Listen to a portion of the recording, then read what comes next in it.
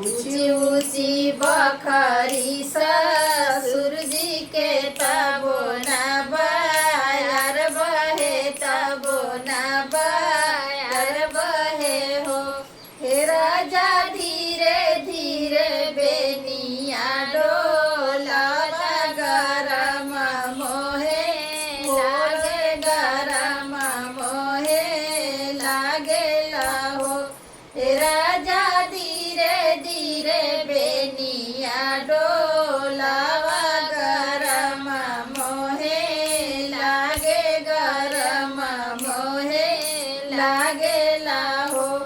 ऊंची ऊंची बखरी ससुर जी के तबो न बयार बहे तबो न बयार बहे हो।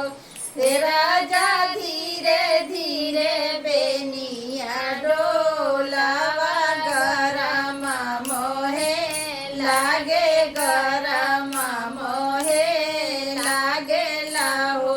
हे राजा धीरे धीरे बेनिया डोलावा गरम मोहे लागे गरम मोहे लागे हो। माई मोरी सुतेली ओ शर्मा बहिनिया गनवा बहिनिया गनवा न हो। हे बनी चुरूर चुरूर करे बेनिया शरम मोहे आवे शरम मोहे लागे हो। ये धनिया चुरूर चुरूर करे बेनिया शरम मोहे लागे शरम मोहे लागे हो। माई मोरी सुतली ओ सर्वा बहिनिया गनवा बहिनिया गनवा न हो। ए धनिया चुरूर चुरूर करे बेनिया शरम मोहे लागे शरम मोहे लागे हो। हे धनिया चुरूर चुरूर करे बेनिया शरम मोहे लागे शरम मोहे लागे हो।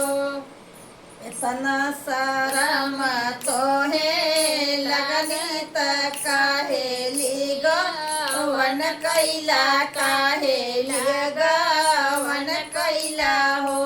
हे राजा राजी मो बाबा घर कुआर गरम नाही होख गरम नाही लागे हो। हे राजा रहली मो बाबा घर कुआर गरम नाही लागे गरम नाही लागे हो।